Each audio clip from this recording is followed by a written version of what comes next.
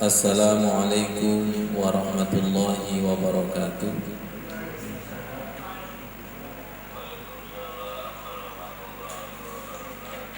A'udzu billahi minasyaitonir rajim. Bismillahirrahmanirrahim. Alhamdulillahi rabbil alamin. Allahumma shalli ala sayyidina Muhammad wa ala alihi wa sahbihi ajma'in, amma ba'd. Subhanaka la ilma lana illa ma 'allamtana innaka antal alimul hakim. Wattaqullah wa yu'allimukumullah wa 'allamnahu min ladunna ilma. Sahabat salikin, Allah berfirman di dalam surat Al-Anbiya, semoga kita tidak pernah bosan mengkaji ayat-ayat Allah. Ayat-ayat Allah makdubatun. Di dalam hadis disebutkan bahwa Al-Quran itu adalah hidangan yang tidak pernah membosankan. Makdubatun. Allah berfirman di dalam surat Al-Anbiya ayat 79. Fafahamnaha Sulaiman. Kami pahamkan Nabi Sulaiman. Wa kullan ataina hukma wa ilma. Dan kami berikan, kami datangkan, kami berikan hukum-hukum Islam atau ilmu hikmah. Wa ilma, dan ilmu. Wa sakharna ma'a Dawud al-jibala yusabbihna wat tayr. Dan kami tundukkan bersama Nabi Dawud gunung-gunung. Yusabbihna wat tayr, burung-burung bertasbih. Wa kunna fa'ilin, dan kamilah yang melakukannya. Kemudian di atasnya itu surat Al-Baqarah ayat 269. Yu'til hikmata may yasha. Allah menganugerahkan ilmu hikmah, kepahaman yang dalam Al-Quran atau As-Sunnah kepada yang dikehendaki. Jadi kalau dibuka di dalam kitab tafsir, hikmah itu punya arti adalah Al-Quran dan hadis. Allah memahamkan ilmu hikmahnya yang ada di dalam Al-Quran, yang ada di dalam hadis, mayyasha, kepada yang dikehendaki. Wa may yu'tal hikmata faqad utiya khairan katsira. Barang siapa yang dianugerahi ilmu hikmah, sesungguhnya itu sesuatu yang khairan, sesuatu yang baik, kasiran, dan yang banyak. Wa ma yazakkaru illa ulul albab. Dan hanya orang-orang yang berakal yang dapat mengambil pelajaran dari firman Allah. Kata-kata ini betul-betul menyindir. Hanya orang yang berakal yang mampu memahami ayat-ayat Allah. Ayat Allah ada qauliyah, ada kauniyah. Qauliyah yang ada di dalam Al-Quran, sedangkan kauniyah adalah kun fayakun, sesuatu yang terjadi pada alam semesta. Antara teori dan praktek, karena sumbernya itu sama dari Allah, maka tidak pernah kontradiktif, tidak pernah bertentangan. Kalau kita melihat kejadian demi kejadian menjadi pembelajaran, insya Allah itulah ulul albab. Kemudian bisa merelevansikan antara kejadian dengan Al-Quran. Itu ulul albab. Allahu Akbar. Contoh yang paling mudah, subhanallah, contoh yang paling mudah. Sebelumnya tolong lihat halaman 25. hadis Rasulullah yang diriwayatkan oleh muttafaqun alaih, yaitu Imam Bukhari dan Imam Muslim, may yuridillahu bihi khairan yufaqihu fiddin wa yulhilhum rasydah. Barang siapa yang dikehendaki Allah menjadi orang baik, semoga yang hadir ini dikehendaki Allah menjadi orang baik, maka Allah akan memahamkan agama dengan mudah. Maka Allah akan memahamkan Al-Quran dengan mudah. Maka Allah akan memahamkan hadis dengan mudah. Maka Allah akan memahamkan syariat-syariatnya dengan mudah.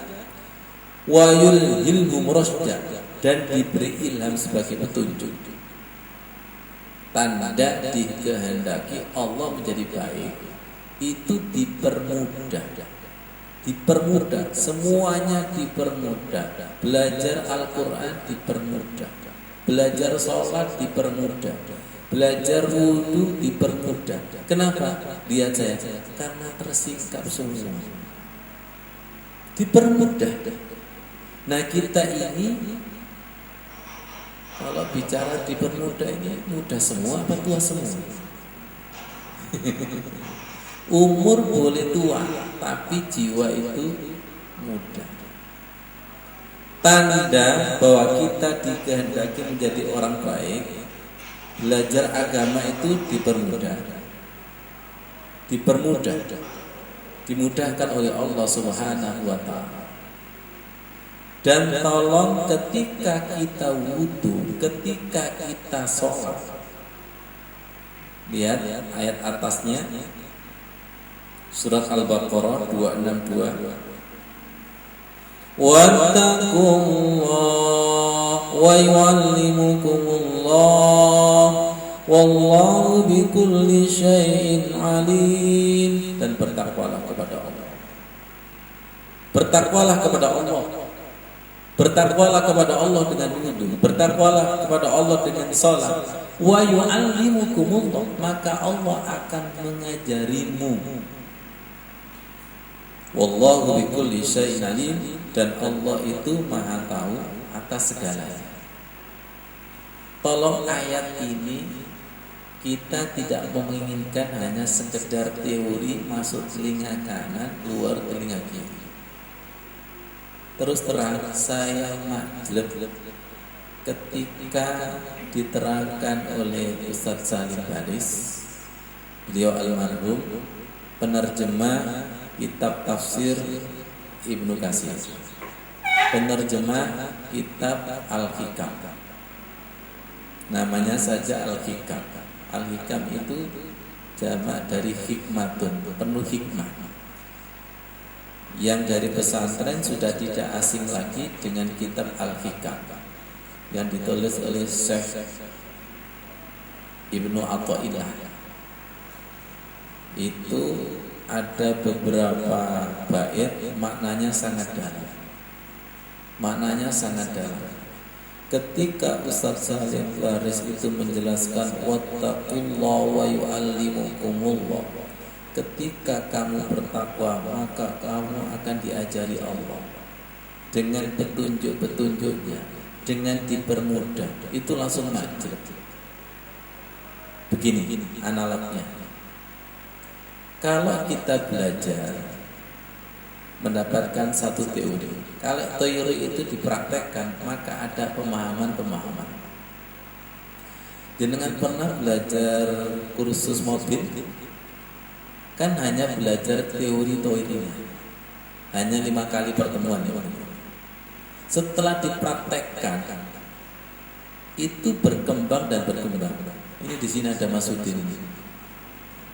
Ya. Duluan bisa saya nyetir mobil daripada Masudin. Ketika pengajian saya yang nyetir, Masudinnya dikiranya ustaz kiainya. Oh mantep.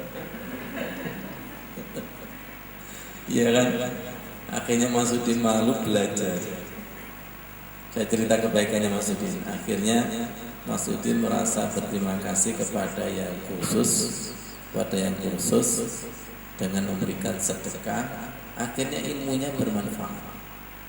ilmu yang bermanfaat berangkat dari teori 5, betul nggak? Itu akan muncul teori praktek-praktek berikutnya. Teori masak dengan praktek masak itu beda nggak? Ya, teorinya bisa sama, tapi hasil masakannya itu, hadis, dalil itu bisa sama, sesama ustadz, sesama kiai, tapi tergantung raciannya itu. Apa istilah kerennya? Chef. Apa bapak chef itu? Gaya. Koki. Tergantung yang masak. Ini kan ilmu hikmah. Bahan bisa sama membuat pecel, tapi tergantung yang memegang, tergantung yang mengolah, nanti rasanya itu beda. Itulah ilmu hikmah. Ilmu hikmah itu hadis bisa sama, dalil Al-Quran bisa sama, tapi ketika didengarkan majlisnya itu, jenengan pernah enggak makan pecel? Yang dicari apa? Enak dan sedap. Betul nggak? Ada pecel itu hambar, ada pecel itu sedap. Kenapa semua makanan cenderung dibungkus dengan daun? Betul, lemper daun, pecel daun, nempel kepada ciptaan Allah yang asli. Yang asli, yang dicari itu aslinya. Yang dicari sholat itu adalah aslinya, khususnya Allahnya yang dicari itu, bukan sekedar fisiknya, bukan sekedar syariatnya. Semoga dipahamkan Allah. Bukan sekedar Al-Qur'annya, tapi sirnya, getaran. Bukan sekedar Al-Qur'an, tapi yang punya Qur'an. Bukan sekedar sholatnya, tapi yang disolati. Bukan sekedar wudhu, tapi yang mensucikan kita. Tanpa kebersihan zahir dan batin, ilmu hikmah ini tidak akan bisa masuk. Sahabat sepakat ilmu hikmah itu diantaranya adalah Al-Quran dan hadis. Dan kita tahu Quran itu suci, tidak mungkin masuk kepada hati yang kotor, la yamassuhu illal mutahhar. Berikutnya, hadis itu perkataan sucinya Rasulullah. Wa ma yantiqu 'anil hawa in huwa illa wahyu yuha. Kata Rasulullah, aku tidak bicara, aku tidak bersabda kecuali atas bimbingan Allah Subhanahu wa ta'ala. Semua sepakat, Mas Wali, orang yang ahli hikmah itu tidak berani bicara kalau tidak ada perintah Allah Subhanahu wa ta'ala. Saking bersihnya sampai perkataannya itu dialiri, diciprati perkataan Allah. Asarul haq. Asarul haq. Apa? Begini, asarul haq. Kena imbas dari hak itu. Subhanallah. Baik, lebih khusus lagi. Mulai takbir sampai salam yang dibaca wajib Al-Quran dan hadis. Betul nggak? Andai kata ada doa-doa itu aplikasi daripada Al-Quran dan hadis. Perhatikan, Quran suci, hadis suci, sholat juga suci. Kotor dengan suci tidak bisa nempel seperti air dan minyak. Tapi kalau hati yang suci, maka hati ini nempel kepada Al-Quran, hati ini nempel kepada hadis, hati ini nempel kepada sholat, gerakan sholat.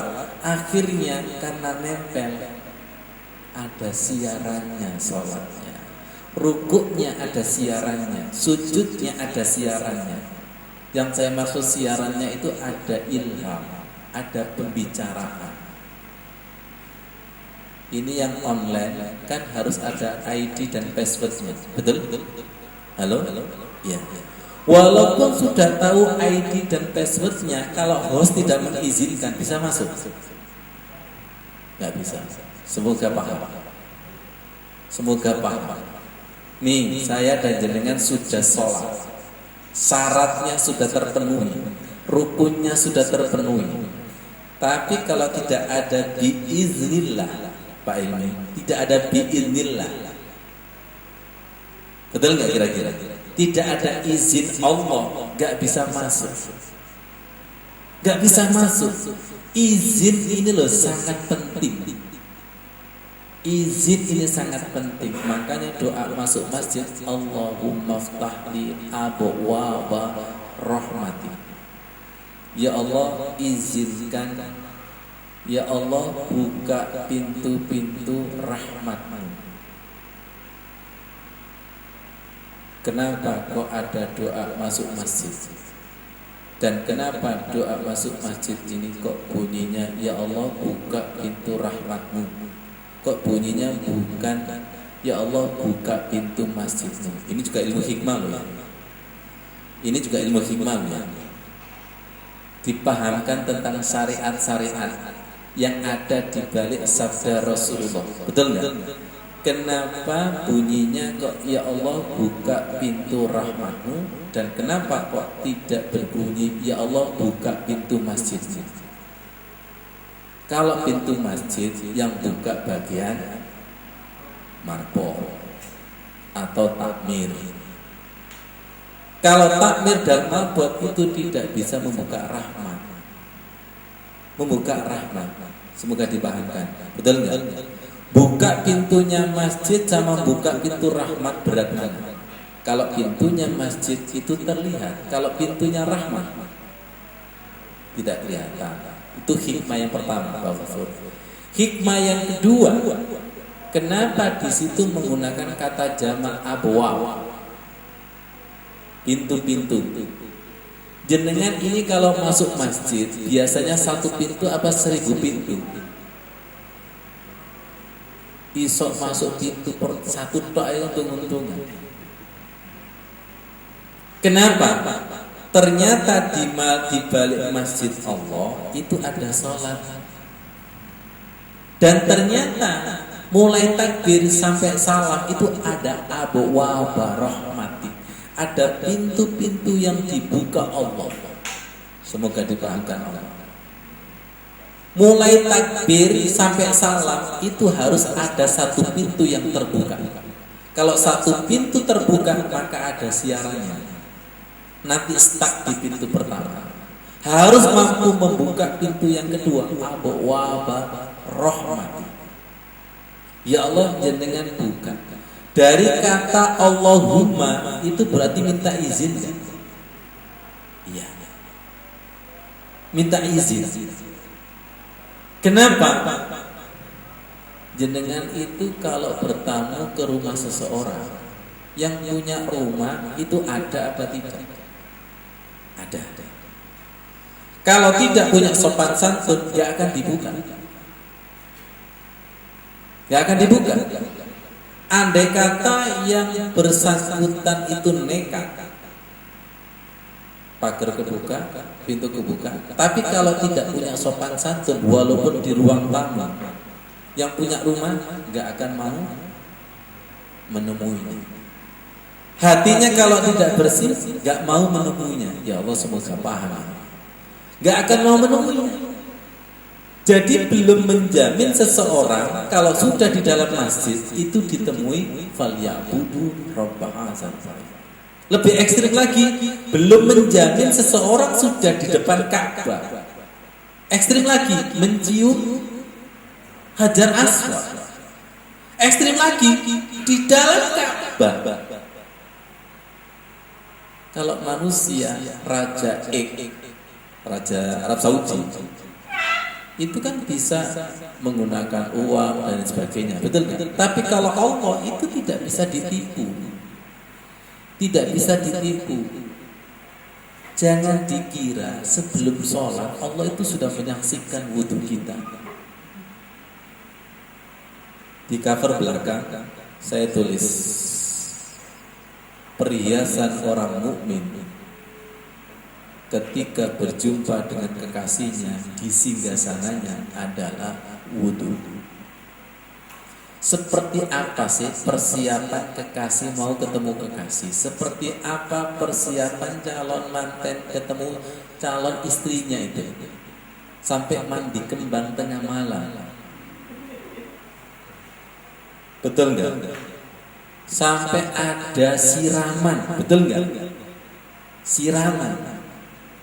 Loh, ini kita kok tega mau ketemu Allah wis gak atus. Allahu Akbar. Lebih dalam lagi, orang yang persiapan dengan orang yang tidak persiapan itu jelas beda. Ya. Orang yang mempersiapkan diri akan ketemu Allah dengan wudu yang sempurna, dengan khuzuzinatakum inda kulli masjid, dengan memakai baju yang betul-betul dipersiapkan. Pakailah bajumu, pakailah perhiasanmu ketika masuk masjid. Orang yang persiapan dan yang tidak jelas beda di hadapan Allah Subhanahu wa taala. Nah, mental kita ketika akan sholat itu waktu yang mepet. Bajunya tidak ada persiapan, hatinya tidak ada persiapan, semua tidak ada persiapan. Sebentar lagi Mike Tyson akan bertarung. Tahu beritanya? Ini persiapannya luar biasa. Betul kan? Kita ini kan terlalu santai karena menganggap bahwa sholat itu gak ada lawannya. Betul nggak? Betul. Lawan kita itu bukan sekedar kelas berat. Ustadz sekarang aja mau disertifikat sama si fulan. Dai itu mau disertifikat. Nah, iblis itu sudah mendapatkan sertifikasi Allah untuk menggoda kita. Kita ini sholatnya santai. Kenapa? Karena setan dan iblisnya tidak kelihatan. Kalau kita sadar bahwa sholat itu ada musuhnya ketika menuju Allah, pastilah persiapan. Dan persiapannya itu sebelum sholat. Setuju? Persiapannya itu kan sebelum tanding. Ya, betul nggak? Sebelum tanding. Orang sholat itu ada dua, qad aflahal mu'minun, beruntung dan menang. Lawan katanya adalah lanakunanna minal khasirin, rugi dan kalah. Orang yang sholatnya khusyuk, qad aflaha, menang. Hayya alal falah, mari menuju kepada kemenangan. Nah, kita ini sering menangnya apa kala itu bisa dilihat ketika si fulan itu keluar dari masjid. Ekspresinya seperti apa? Lemes seperti orang kalah, apa wujuhu yauma idin musyrah, wujuhu yauma idin nadhirah ila rabbiha nazirah. Wajahnya seperti apa? Kok kelap-kelap semua?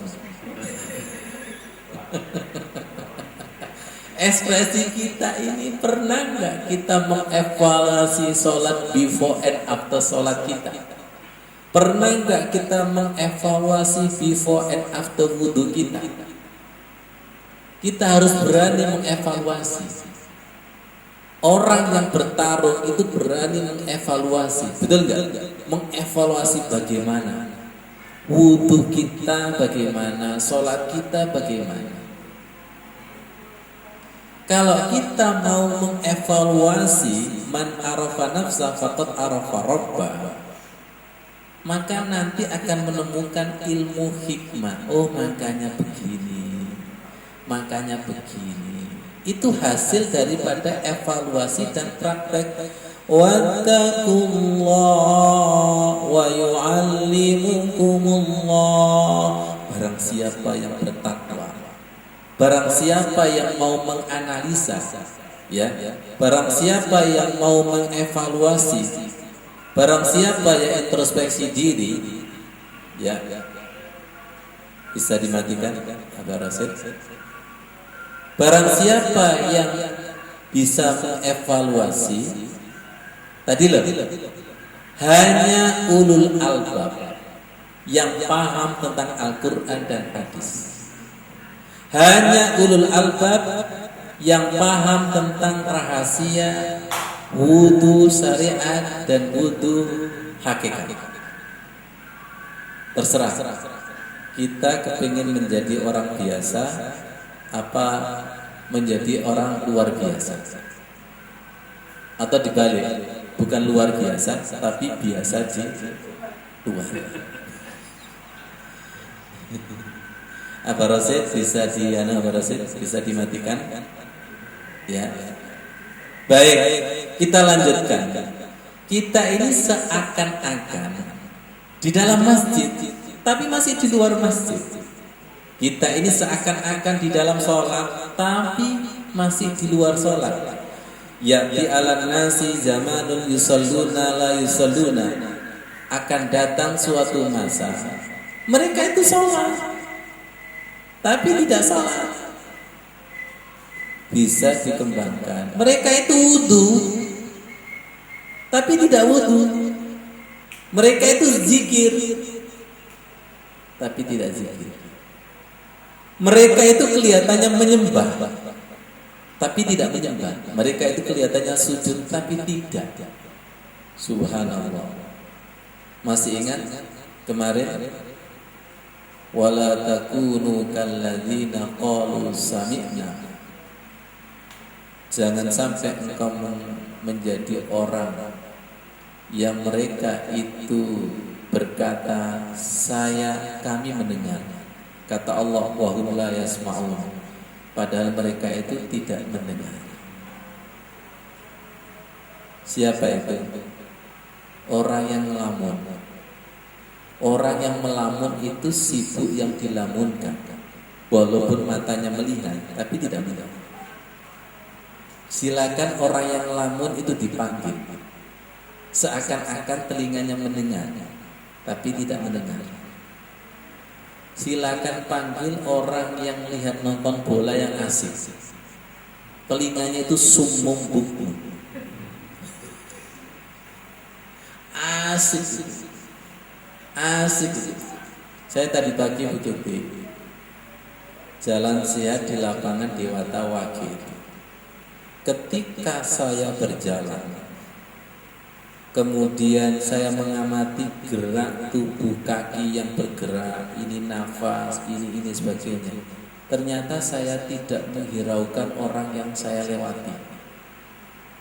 Akhirnya saya mikir, kalau pacaran gimana? Ngerti maksudnya?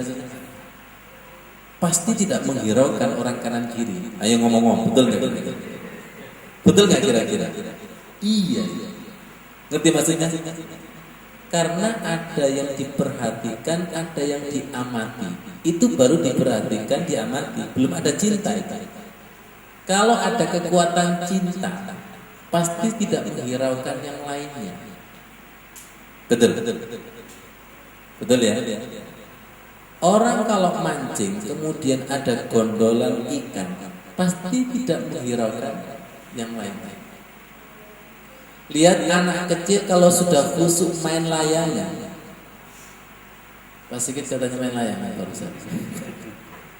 Kalau sudah sibuk main layangan, dia tidak akan menghiraukan kendaraan lewat. Betul ya? Iya.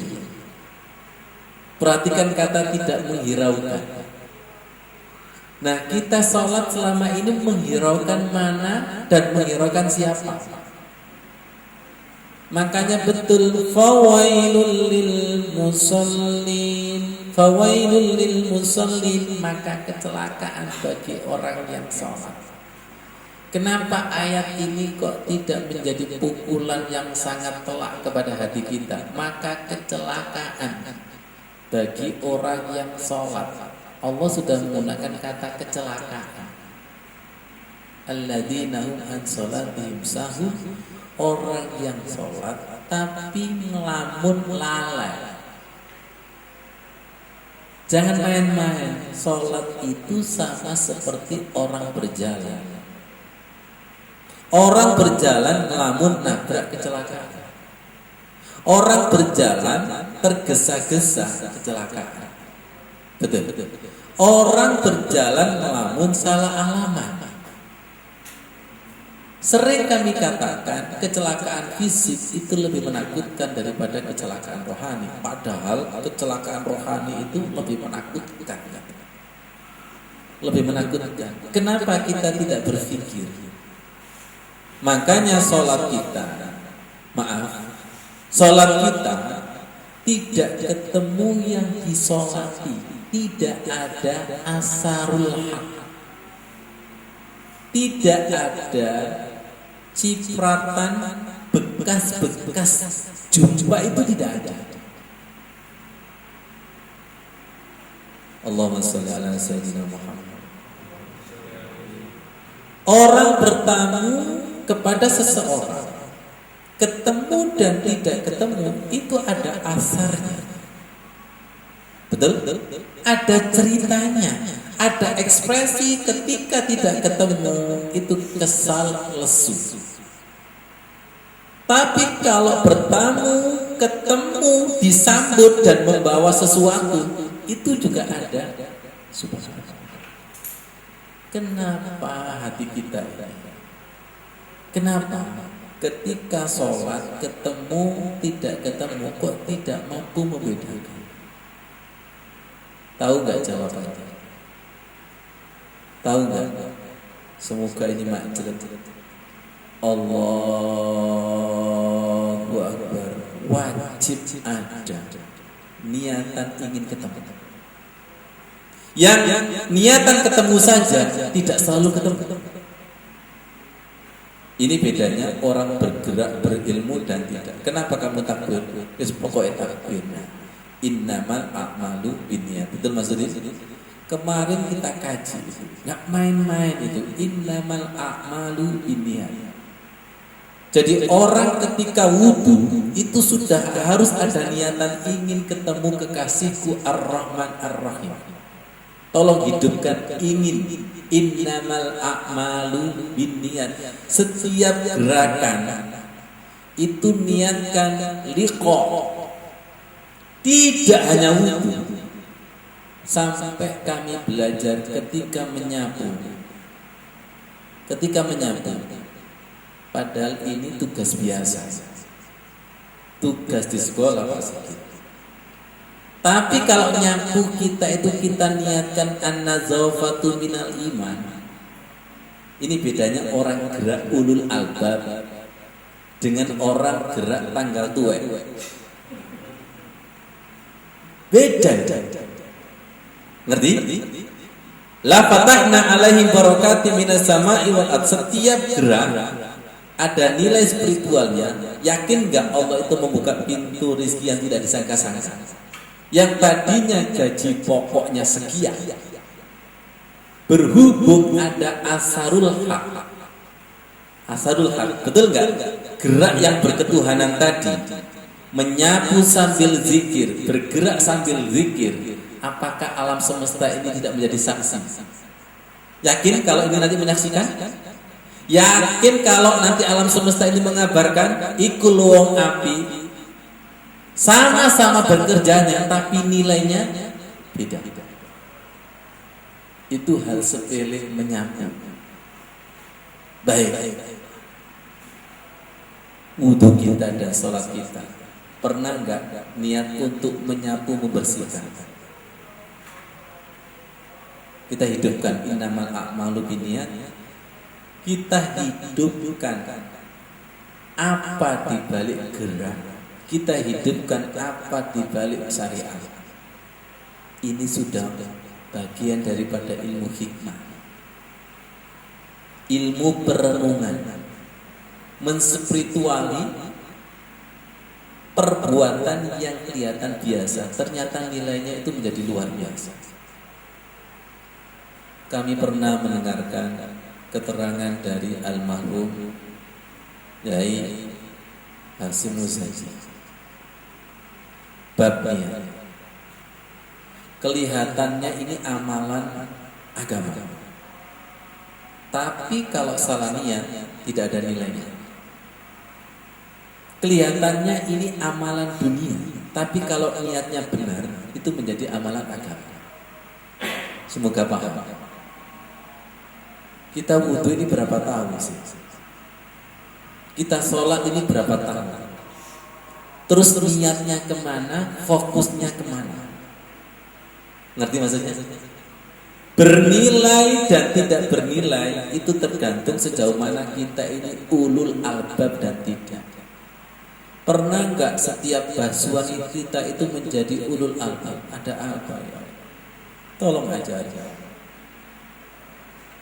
Dan tolong hidupkan Allah di depan kita. Tolong ajari. Wattaqullaha wa yu'allimukumullah.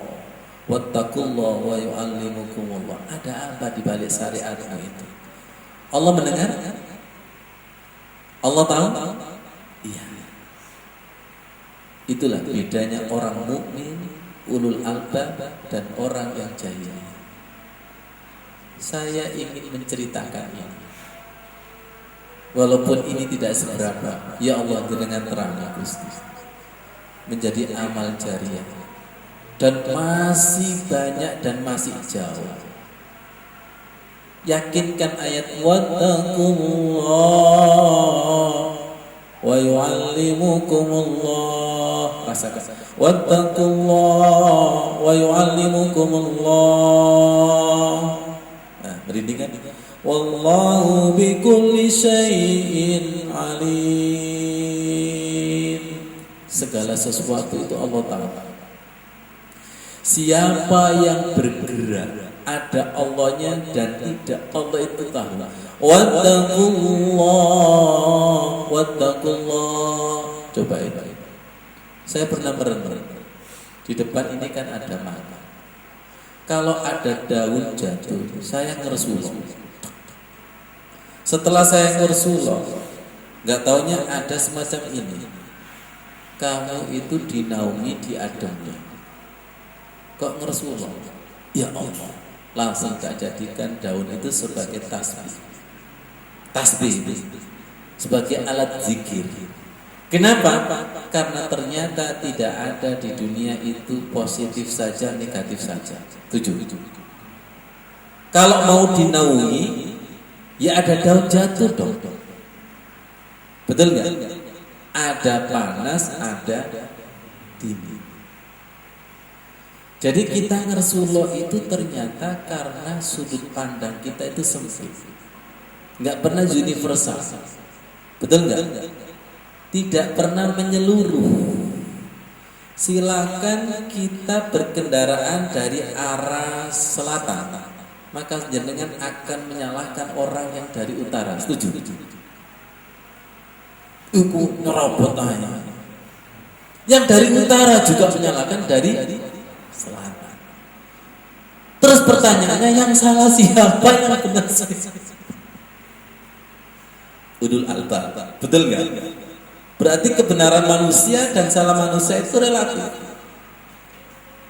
Jenengan tahu bagaimana tidak tahu akhlaknya sepeda motor kapan? Ketika naik mobil. Ketika naik motor, jenengan juga menyalahkan, ini naik mobil kok pelan amat. Padahal di depan itu ada yang menyeberang. Ini ulul albab. Ini ulul albab.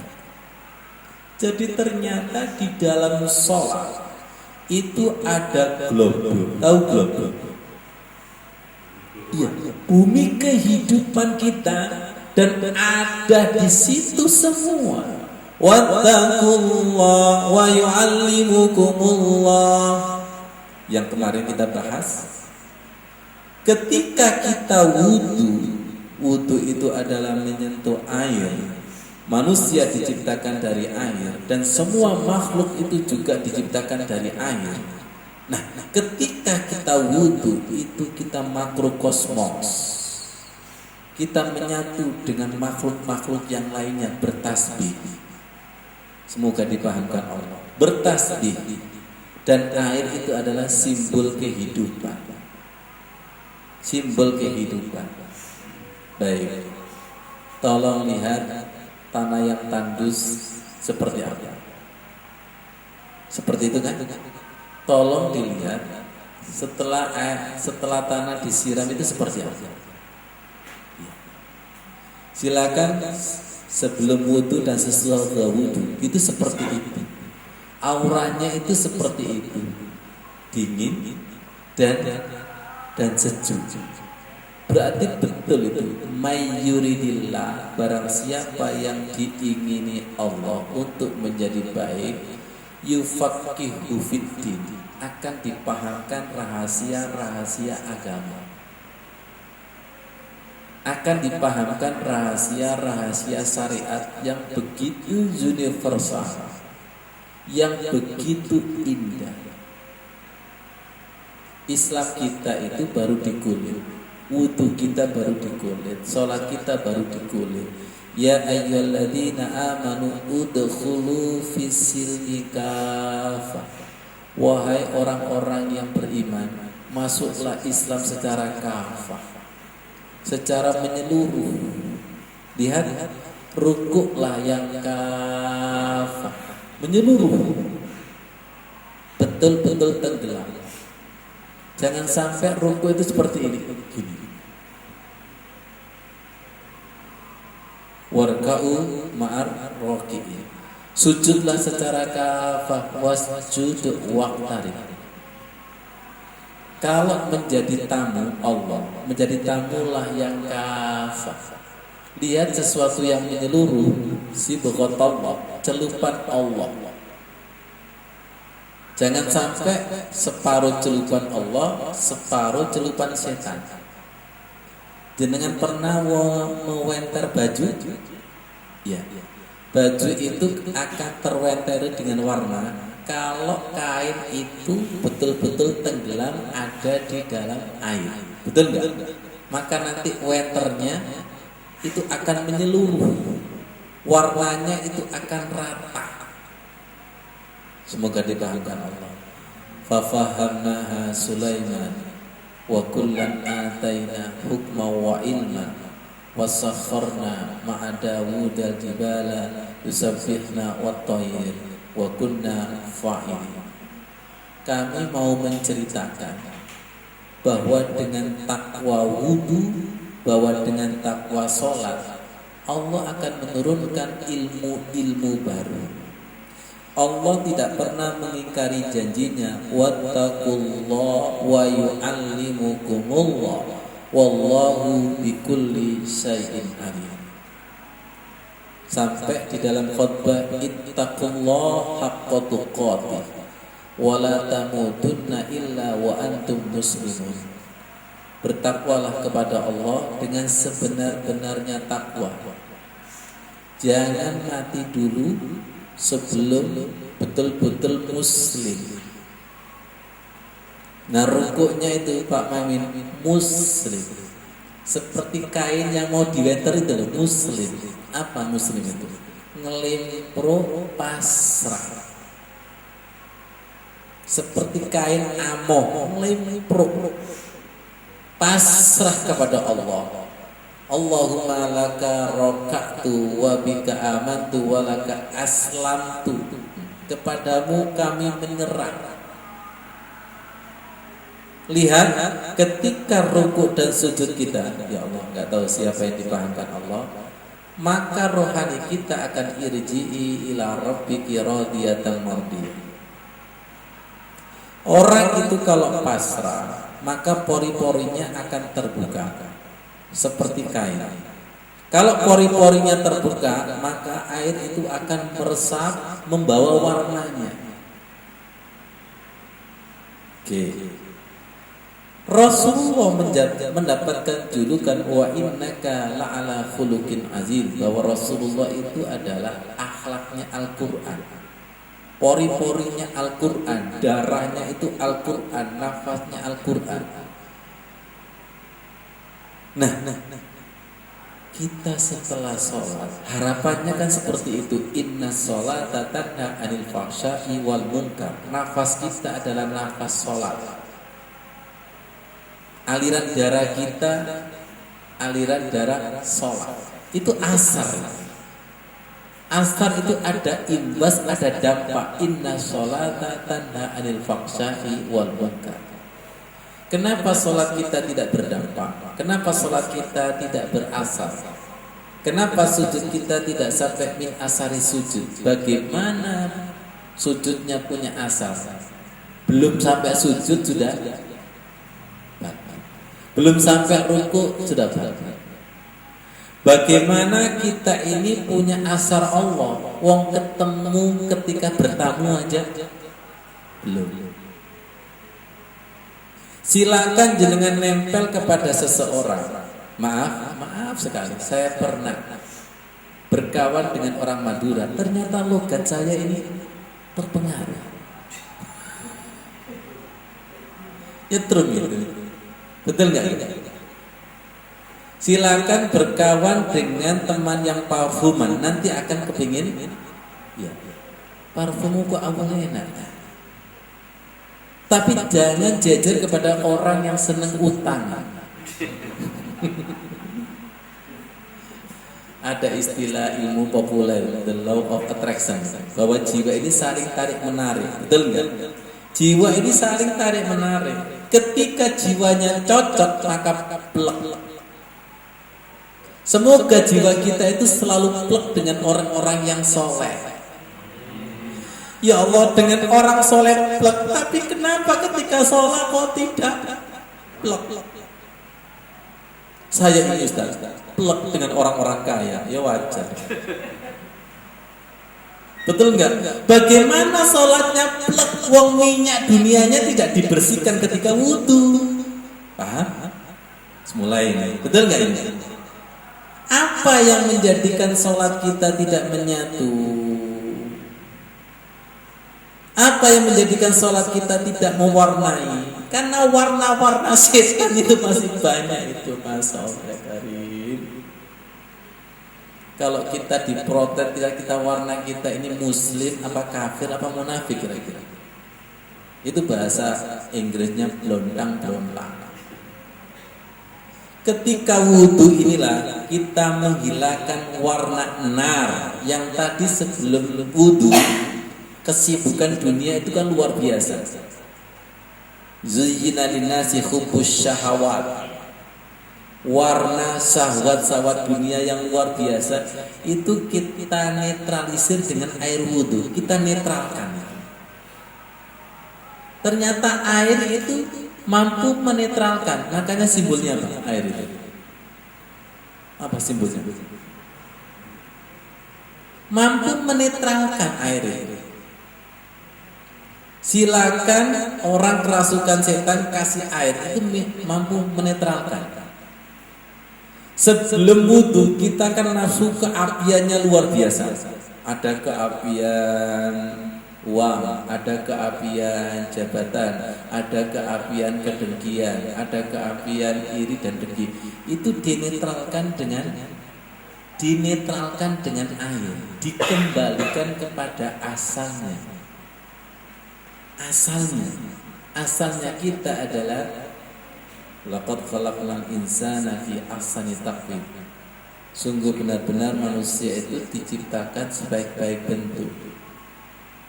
Kita dikembalikan untuk menjadi sebaik-baik bentuk.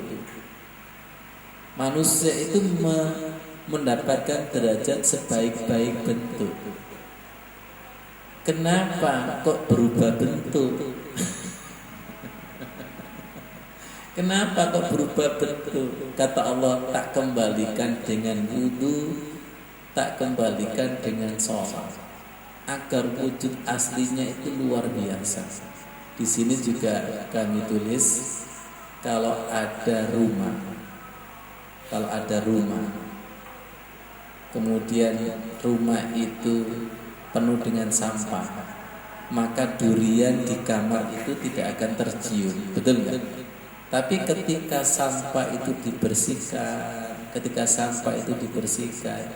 maka bau durian itu tercium. Ketika hati kita ini dibersihkan dari sampah-sampah pengaruh dunia, maka akan tercium yang namanya alastu birabbikum qalu bala syahidna. Yang pertama kali ruh dimasukkan ke dalam tubuh adalah berketuhanan. Setelah pengaruh terkontaminasi dunia, maka nafsu keduniawian, nafsu kesetanan, nafsu kebinatangan itu luar biasa. Dengan dibersihkan wudu, dengan dibersihkan sholat, nanti mulai menjadi ya ayyatuhan nafsul mutmainnah. Kalau sudah baunya itu nafsul mutmainnah, maka dia akan mencari yang sesama nafsul mutmainnah. Amin. Ya Allah, saya dulu itu alergi mengaji Al-Quran. Karena setelah dibersihkan, akhirnya sekarang kepingin belajar Al-Quran. Dikehendaki Allah baik ini? Iya. Yang tadinya itu benci kepada orang yang sholatnya lama, setelah dibersihkan, ya Allah, connect. Sudah ada siaran, sudah ada kesambungan. Ketika siaran sholat khusyuk, maka menu hatinya, menu jiwanya itu langsung nyambung. Gak tahu, yang sekian tahun itu mengembara di hutan sampai menjadi menteri kehutanan. Ya Allah ya Karim, tidak ada kata kunci kecuali qad aflaha man zakkaha. Sungguh beruntung orang yang membersihkan diri. Tolong ayat ini makjel. Sungguh beruntung orang yang membersihkan diri. Ayat ini jelas benarnya. Kalau kita sibuk membersihkan dengan wudu, kalau kita sibuk membersihkan dengan sholat, dijamin qad aflaha, dijamin paling beruntung. Qad lagi, pasti qad aflaha man zakkaha. Kenapa ya saya ini kok rugi terus? Karena tidak membersihkan diri. Silakan bersihkan hati jiwa kita, maka nanti akan dipertemukan dengan orang-orang yang bersih. Yang tadinya alergi, yang tadinya seperti air dan minyak dengan orang bersih, dengan orang soleh, lama-lama konek. Kita nggak bisa kalau tidak melibatkan Allah Subhanahu Wa Taala. Apalagi sudut pandang manusia melihat kebaikan dan kejelekan, ya seperti orang naik kendaraan tadi Pak Ghafur. Betul nggak? Jangan-jangan kita senang kepada seseorang, kepada istri, suami kita baru nafsu juga. Nanti kalau giliran sudah al-mentahu, ya Allah, ternyata saya rugi. Anak 5 rugi. Allahu Akbar. Mari kita bersihkan nafsu kita sampai menjadi nafsunya Allah. Ya ayyatuhan nafsul mutmainnah. Semoga paham. Semakin kita bersihkan, nanti itu semakin seperti bayi, semakin seperti anak kecil. Betul nggak? Anak kecil atau bayi itu tidak main otak, tapi main ini, main ini. Nah, nanti kalau ada tamu, bilang ibu pergi, tamunya datang. Anak karena fitrah jujur, dia ngomong kepada tamu, katanya ibu. Loh, coba. Katanya ibu pergi. Akhirnya tamu, loh. Berarti yang mengajari kebohongan siapa? Ibu. Kullu mauludin yuladu alal fitrah. Setiap bayi yang dilahirkan. Nah, ini ilmu hikmah ini. Setiap bayi yang dilahirkan semuanya dalam keadaan fitrah.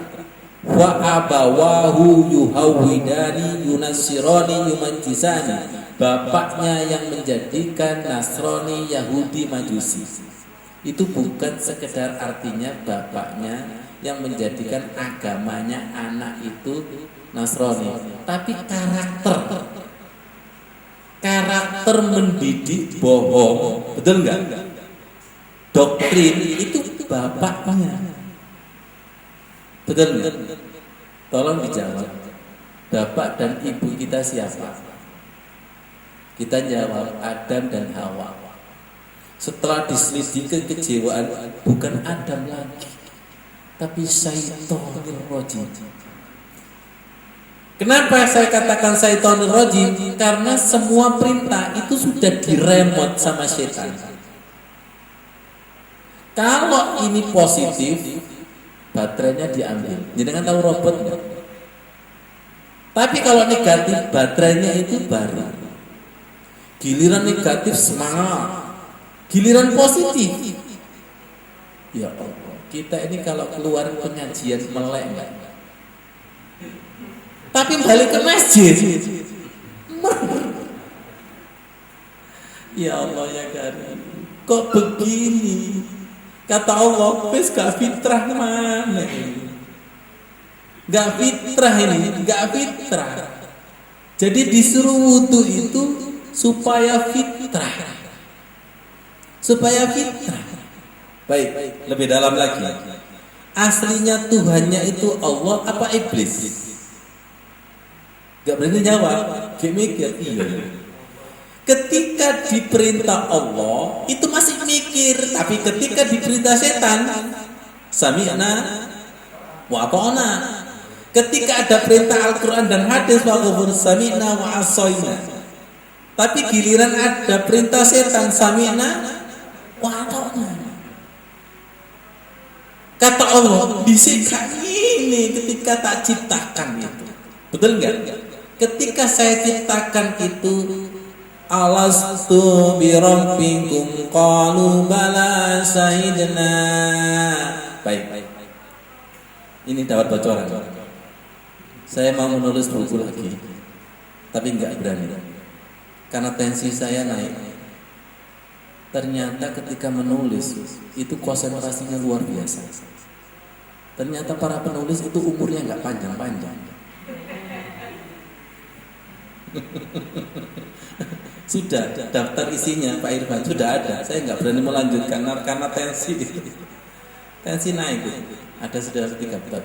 Baik, ini bocoran. Nggak saya tunjukkan judulnya. Cuma begini. Ketika saya tirakat azan pada kalimat asyhadu an la ilaha illallah asyhadu anna muhammadar rasulullah. Oh, ternyata alastu bi rabbikum qalu bala syahidna. Sudah paham? Sudah paham? Di balik kalimat azan itu kita mengulang kembali alastu bi rabbikum qalu bala syahidna. Kita memposisikan bahwa Tuhan kita itu la ilaha illallah. Sedangkan iblis itu kan mau menggeserkan la ilaha. Paham? Betul enggak? Kita ini sadar nggak kalau digeserkan? Ya nggak sadar. Nggak sadar kalau digeserkan. Nggak sadar kalau tidak terkontaminasi. Wong semuanya pada tidur. Ini kan orang tidur semua. Betul? Siapa yang tidur? Nggak akan jawab. Wong semuanya tidur. Tapi kalau ada satu saja yang bangun, siapa yang tidur? Yang bangun tadi bisa nunjuk itu. Ngerti maksudnya? Siapa yang mentuhankan la ilaha? Kalau kita ini masih menjadi komunitas la ilaha, dia tidak akan sadar kalau mentuhankan selain Allah. Tapi kalau sudah sadar illallah, dia akan bisa noting bahwa dia ini kelihatannya sudah la ilaha illallah padahal masih la ilaha. Baik, saya sholat Allahu Akbar, terus sholat saya itu melamun mulai awal sampai akhir, itu illallah apa la ilaha? Gak wani jawab. Karena imam dan jamaah satu masjid itu la ilaha. Paham? Paham? Allah menggunakan kata wala taqrabus sholata wa antum sukara. Ini baru tadi. Di sini, sholat sunnah wudhu. Tolong ya jamaah, sahabat salikin, untuk kemanfaatan buku ini, tolong dengan harus tirakat sholat sunnah wudhu. Kenapa? Karena supaya kejiwaan kita itu satu siaran dengan Bilal. Paham? Satu siaran dengan orang-orang soleh. Semua orang soleh itu tirakatnya adalah qad aflaha man zakkaha. Tirakatnya itu membersihkan. Kalau tidak membersihkan, maka setruman, kepahaman, sir-sir itu saya khawatir gak satu siaran.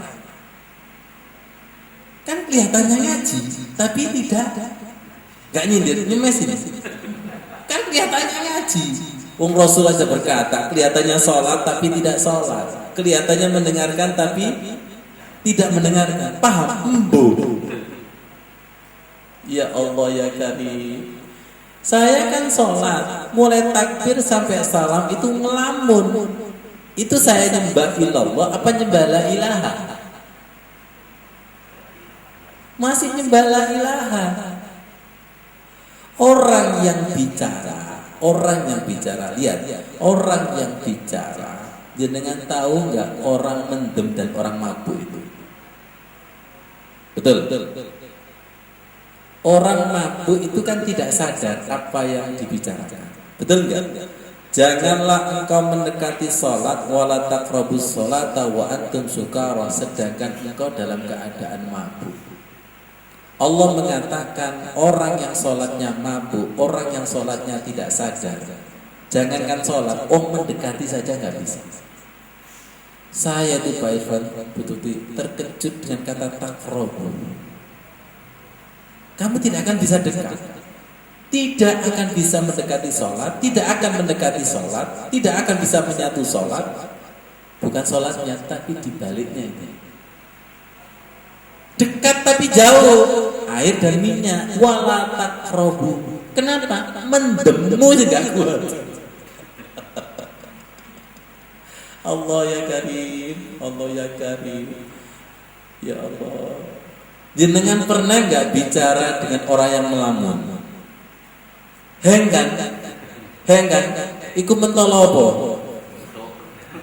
Gusti Allah ya gitu.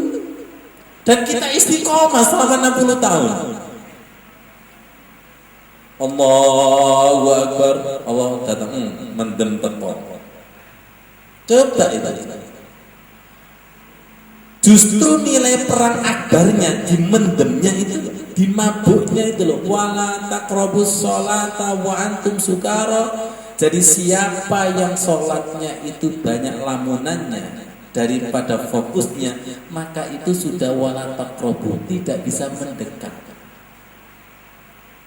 Lihat, dekat itu ada rasanya, jauh itu juga ada rasanya. Saya bilang kepada Mas Sudi, jangan dikira loh, dekat juga dekat. Jangan dikira orang yang jauh itu pasti jauh. Jenengan pernah nggak ketemu seseorang yang belum kenal, silakan duduk jejer. Jiwanya ini kan, ngomong apa ya Allah, betul nggak? Mencari kosakata kalimat yang nyambung gitu. Jadi kita ini kayaknya dengan Allah masih gini. Kalau kita begini, kemudian hati kita kasih, ada sabarnya, ada ikhlasnya, maka Allah akan mendekat dan didekati. Betul nggak? Wala taqrabus sholata wa antum sukara. Selama sholat kita masih berkarakter mabuk, ngelamun, banyak lamunnya daripada ikatnya, menurut ayat ini tidak bisa. Wa iza sa'alaka ibadi anni fa inni qarib. Saya bilang kepada Mas Sudi, ternyata mendekati Allah itu tidak mudah. Baik. Jenengan pernah melihat perempuan idaman atau laki-laki idaman? Untuk mendekatinya susah nggak? Iya. Semoga paham. Kalau kepingin sholat kita tidak murahan, Iya, iya. Ya Allah ya Karim, sesuatu yang besar, sesuatu yang luar biasa itu butuh perjuangan. Butuh perjuangan. Dan jihad kita adalah di wudu itu. Siapa yang jahadu, siapa yang berjihad, walladzina jahadu fina lanahdiyannahum subulana. Siapa yang berniat jihad di dalam wudu, maka nanti tak kasih ilmu melalui hamba Allah, tak kasih pemahaman, kemudahan pintu-pintu untuk bisa mendekati Allah melalui pintu. Nah, melalui pintu. Baik, Pak, ya Allah, masuk.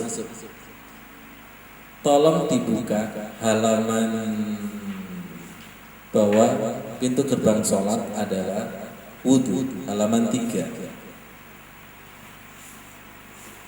Kalau dibuka halaman 3 itu. An Jabir qala Rasulullah sallallahu alaihi wasallam, miftahul jannah as-shalah wa miftahus sholati at-tuhur. Hadis riwayat Ahmad. Kunci surga adalah sholat dan kunci sholat adalah suci. Tolong perhatikan, Bu Rusmi. Ya Allah, karena saya sering menjelaskan kunci, Pak Sigit, pintu pondok itu kuncinya rusak. Ya Allah, pembelajaran kauniyah depan itu kemarin baru tadi dibenerin. Kunci itu, ya Allah, nanti ada di dalam Al-Quran itu. Afala yatadabbaruna, kenapa mereka tidak bisa mentadabburi Al-Quran? Apakah hatinya terkunci? Sesuatu yang terkunci, khatamallahu ala qulubihim, terkunci, itu Al-Quran gak akan paham. Dan kita tidak bisa masuk rumah itu kalau kuncinya itu rusak. Ya, subhanallah. Apakah ada kunci itu pasti terbuka? Silakan buka pintu dengan marah, gak bisa. Silakan buka kunci dengan tergesa-gesa. Silakan buka kunci tapi suasananya itu petang. Kuncinya masuk aja enggak. Semoga dipahamkan. Dari kata kunci, kata kunci miftahul jannah as-shalah. Kunci daripada surga adalah salat. Wa miftahus sholati at-tuhur, dan kunci daripada salat adalah suci. Ada 2 kunci di sini. Bersih wudu, kemudian salat yang betul-betul salat, maka surga itu akan terbuka. Wadkhuli fi ibadi wadkhuli jannati. Sering saya tulis. Semoga kita bisa menemukan jannah fis shalah. Semoga kita mampu menemukan cipratan surga di dalam salat. Wadkhuli fi ibadi, semoga kita mampu menemukan orang-orang soleh di dalam salat. Kenapa? Assalamualaikum ayyuhan nabiyyu. Kita berjumpa dengan para nabi, mau salam. Kemudian, ya Allah, saya tolong ya, jangan siapkan ya. Salam siapa yang diterima? Ternyata salam yang ahsanu amala. Salam yang betul-betul niat salam. Di dalam sholat atau di akhir sholat. Assalamualaikum warahmatullahi wabarakatuh. Atau ketika tahiyat akhir, Assalamualaikum ayyuhan nabiyyu warahmatullahi wabarakatuh. Assalamualaikum wa ala ibadillahi sholihin. Jadi paham Bu Adi? Bersih ketemu bersih. Ini orang bersih semua para nabi ini. Orang soleh bersih semua. Kalau salam kita nggak bersih, salam kita nggak ikhlas, kalau asal-asalan, ya nggak ketemu. Kelihatannya salah, tapi tidak salah. Coba jenengan dikasih salam yang tidak bagus, jenengan jawab enggak? Enggak. Jenengan tadi dapat salam dari seseorang, kalau dia waalaikumsalam, akan termotivasi untuk menjawab. Pertanyaannya begini, kita ini salamnya kepada para nabi seperti apa? Dia beluwakum ayyukum ahsanu amala. Bersih ketemu bersih maka akan connect. Ya. Apakah ada orang alergi orang soleh? Ada. Apakah ada orang yang alergi orang jahat? Ya. Ada orang soleh ketemu dengan orang jahat itu sebatas hello, betul nggak? Tapi jiwanya tidak menyatu. Contoh yang paling menyatu adalah kekasih dengan kekasih, zahir dan batin. Contoh yang paling menyatu adalah suami dan istri, itu betul-betul menyatu.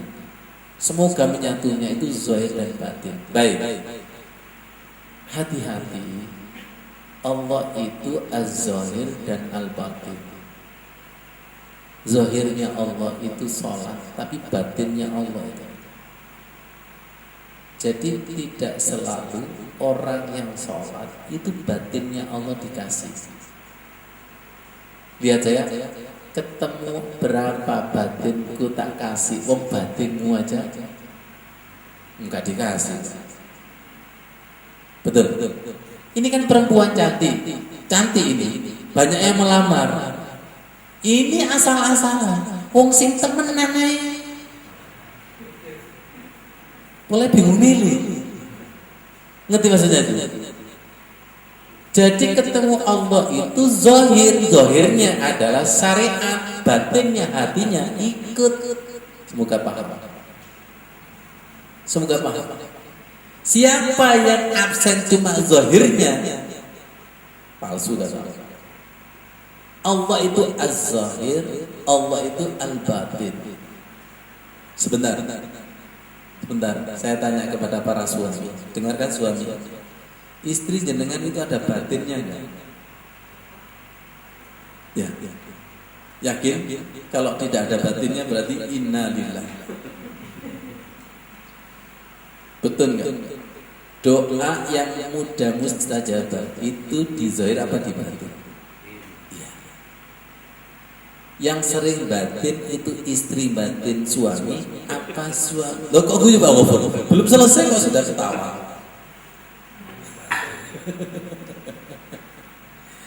Allahu Akbar. Allahu Akbar. Hati-hati. Innallaha la yanzuru ila ajsamikum wala ila suwarikum walakin yanzuru ila qulubikum. Allah itu melihat batin kita, melihat hati kita, tidak sekedar melihat bentuk rupa kita. Ya, tolong syariat yang sempurna itu penting, tapi hakikat yang sempurna itu juga lebih penting. Baik, silakan jenengan punya punya intan permata. Silakan jejerkan pasir, lah enggak ketahuan, betul enggak? Serupa tapi tidak sama. Ketika intan itu dikasih ban-banan yang biasa, itu kelihatan murah. Tapi kalau dikasih yang bagus, itu kelihatan indah. Itulah syariat. Sekarang lagi viral bunga apa begini? Ya, itu harganya 500 atau berapa itu. Tolong kasih vas yang dari plastik. Itu tidak kelihatan elegan. Tapi ketika dikasih vas yang mahal juga, maka sempurna bunga itu. Paham? Ya. Gerakan sholat itu betul-betul sempurna. Sempurna itu. Sempurna. Saking sempurnanya sampai tidak akan bisa masuk kalau tidak suci. Itu saking sempurnanya. Saking sempurnanya. Saking sempurnanya Al-Quran tidak akan bisa menyentuh kalau tidak suci. Itu saking sempurnanya. Lihat lebih dalam lagi. Ketika kita semakin sempurna, maka akan semakin tahu maha sempurnanya. Wah, keren. Betul? Tapi ketika kita semakin kotor, akan semakin tidak tahu sempurnanya itu. Semoga paham. Gunung itu tinggi enggak? Lihat jawabannya dengan tinggi. Kenapa kok jawabannya gitu? Enggak naik. Enggak naik, betul enggak kira-kira? Beda dengan pendaki, tinggi. Tinggi. Jenengan pernah enggak mendengarkan orang yang tenggelam? Betul enggak? Orang yang tenggelam kemudian cerita itu khusyuk. Betul. Karena betul-betul tenggelam. Semoga kita tenggelam dalam khusyuknya sholat. Semoga kita tenggelam dalam khusyuknya Al-Quran. Kalau bicara tenggelam berarti sudah bicara udkhulu fi silmi kafah. Saya ini agak khawatir sahabat salikin. Saya kan bicara di dalam, bicara tenggelam. Ternyata yang mendengarkan itu di luar sambil merem. Waduh, ini mutiara diserahkan kepada anjing-anjing ini. Paham? Saya sudah bicara di dalam. Di dalam itu. Terus yang di luar speakernya gak ada. Kalau bicara di dalam, yang nangkap juga harus di dalam. Ilmu hikmah itu ilmu yang di dalam. Pilih, jenengan pasir apa mutiara? Jangan-jangan dikasih mutiara minta Allahu Akbar. Ini dari awal kan sudah ilmu hikmah. Makanya betul, bagi yang paham berarti mayyasha, dikehendaki Allah. Bagi yang tidak paham mesti tolak-tolak. Iya kan? Kenapa? Allahnya, Allahku dan Allah jenengan. Paham? Allahku dan Allah jenengan. Akhirnya apa? Sodaq. Oh iya ya. Oh iya ya. Semoga kita dihibur oleh Allah dengan mutiara ilmu hikmah. Ya. Dan itu subhanallah betul-betul indah. Semuanya itu akan menjadi qurratu a'yun. Bahkan ayat ilmu yang dulu kita dengar sekian tahun itu kalau terkucurkan dengan ilmu hikmah langsung begini. Oh tiba. Tersingkat itu. Oh ya Allah. Walaupun satu kata, jangan kok satu kata. Ayatnya tadi, Bu Rizmi, siapa yang dipahamkan satu kata itu hakikatnya adalah khairon kasiron, dan itu mahal. Semoga kajian ini mampu menyingkap ilmu hikmah, dan tolong singkap ilmu hikmah ini dengan sedekah. Bukan dengan sedekah akan tersingkap lagi, Allah itu semakin bahagia ketika hambanya itu mensyukuri ilmu demi ilmu. Baik, tiba-tiba di penghujung kajian ini, saya tidak tahu, mari kita doakan orang tua kita. Rasakan masuk. Mari kita doakan orang tua kita. Ya Allah, ikhlas, doakan ilmu hikmahnya turun dari situ. Ikhlas,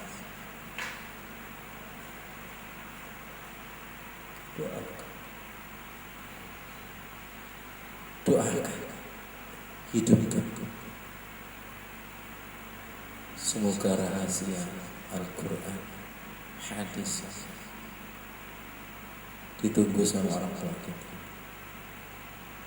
Rabbana firli wa liwalidayya warhamna kama rabbana. Kita dipahamkan ilmu ini juga karena doanya orang tua. Jangan sombong. Walaupun kata mendoakan orang tua itu kita dengar, tapi maknanya kita tidak dengar. Ya Allah, rasakan Rabbi ja'alni muqimas salati wa min zurriyyati rabbana wa taqabbal. Rabbana firli wa liwalidayya. Mari kajian ini kita persembahkan untuk orang tua kita.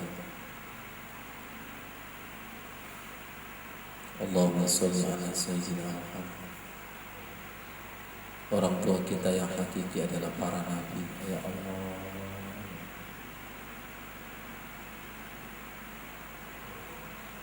tolong persembahkan. Assalamu alayka ayyuhan nabiyyu wa rahmatullah. Yang sopan, yang santun, salam kepada para nabi. Beliau yang menuntun roh kita sampai kepada Allah. Assalamualaikum. Tolong sampaikan dengan rindu. Jiwa kita berikan biar disambungkan Allah. Allahumma.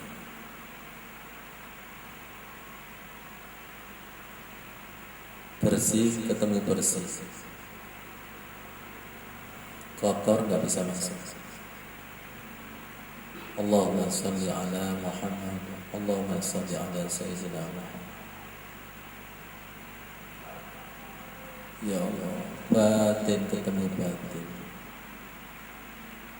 Batinnya orang tua ada di batin kita.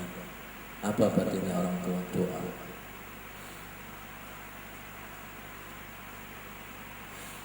Assalamualaikum wa ala ibadillahi sholihin. Ada orang tua kita di situ. Assalamualaikum. Assalamualaikum.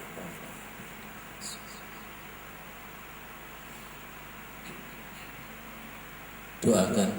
Allahumma inna nas'aluka husnal khatimah. Allahumma inna nas'aluka husnal khatimah.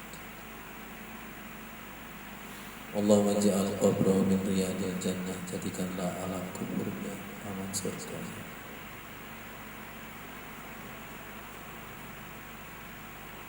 Orang yang ahli hikmah itu semakin baik dengan orang tua, semakin baik. Kudu karena akan terbuka semua. Ya Allah,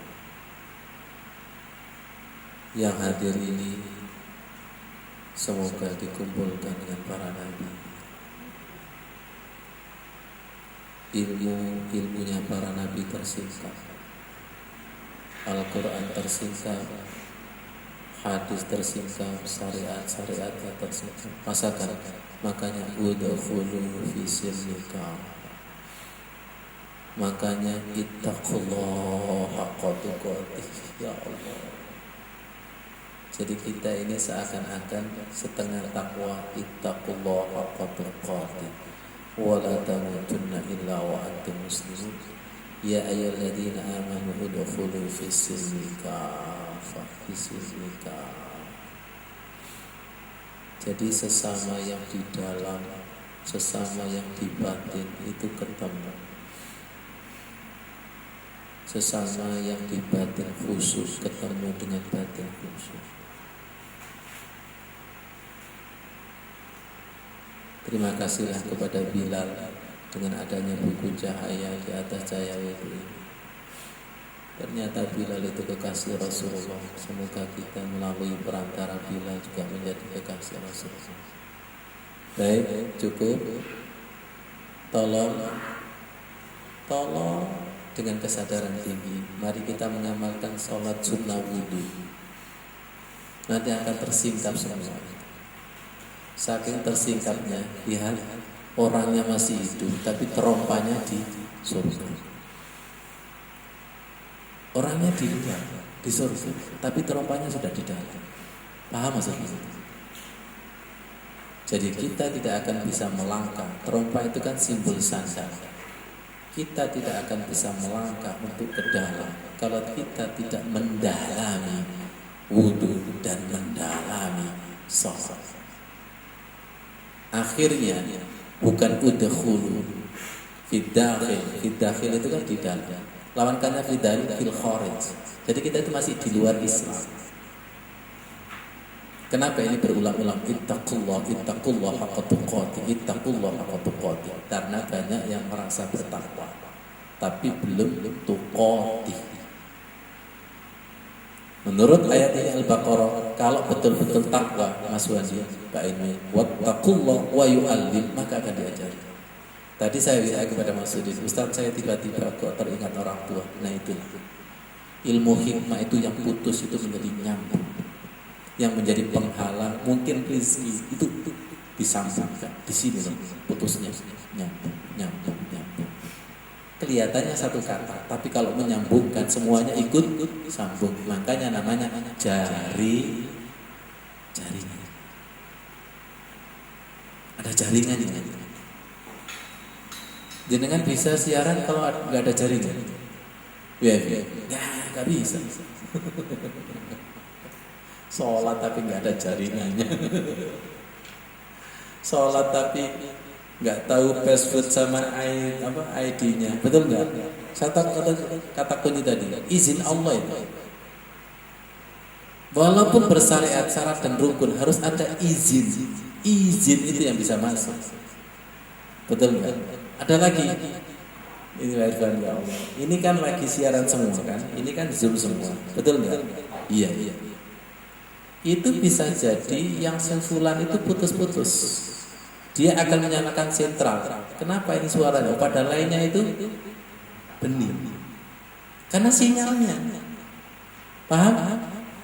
Jadi tolong sholat kita itu wajib ada siaran dari sentral. Kalau tidak bayar WiFi akhirnya diputus. Kalau tidak ada zakat, tidak ada infak itu diputus. Kalau diputus itu seperti apa sih? Ya kan? Kadang itu ketika Zoom nggak lihat gambarnya mas. Gambar nggak kelihatan, suara parah nggak? Mending HP-nya diapakan? Dimatikan atau laptopnya dimatikan. Seperti itu. Semoga dipahami. Masya Allah. Langsung turun.